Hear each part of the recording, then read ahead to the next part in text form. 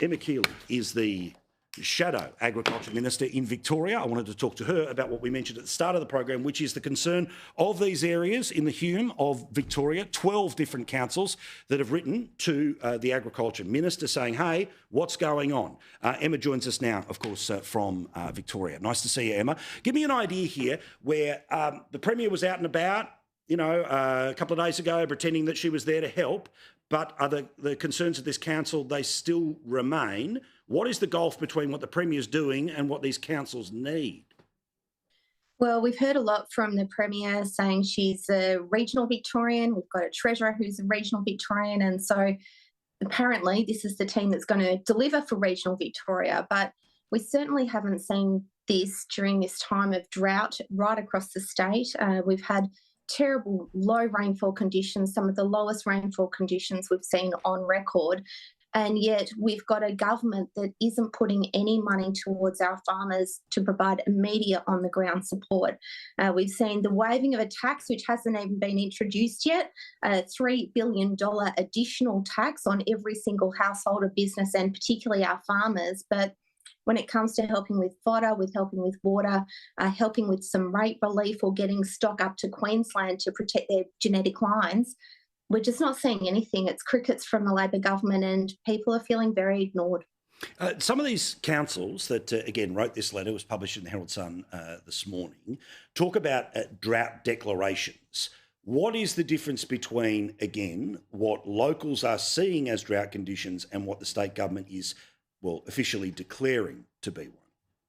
It becomes very rigid, Paul, where it's about what we talk about, 2 failed seasons. But the problem is the timing of the rainfall. So I was driving around Victoria, regional Victoria, not just today, but on Friday, Saturday and Sunday as well. And the paddocks are just barren. There are cracked, dried jams everywhere. And when you see stock walking around in a dusty landscape, at start of June, end of May, it should be pouring with rain now. We should have a huge amount of green pig, if not grass, through the area, through all of our paddocks, and we just haven't got it. It's just dire conditions, and when you speak to farmers, you really hear how they're taking it quite personally. Our farmers are enormously proud people. They have often farmed for generations upon generations, and they can't change these current conditions, but they're really tired anyway. They spent all summer fighting bushfires with little support or thanks for that. We now get to this point where they need our help and the government is nowhere to be found, and they're simply heartbroken. But also it seems to be this scenario where, if the Premier turned up, released a press release, there you go, we've noticed, thanks very much. Again, she parades around and pretends to be a country Victorian. But the area we're talking about here in the Hume, substantive part of the state, significant when it comes to agriculture, population, tourism, all the rest of it.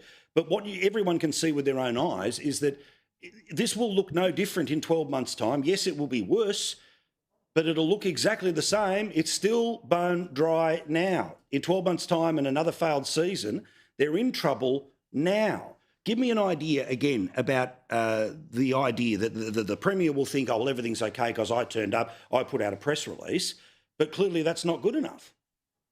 No, and look, your map is fabulous because that's where the drought's heading into. But we're now heading to a period where about 2/3 of the state is in drought. It is a significant low rainfall event, and we need the government to step up, but they're just absent. In fact, they're more focused on putting a great big new tax on our farmers and providing that immediate support that our farmers need. And this has a huge flow-on effect, Paul.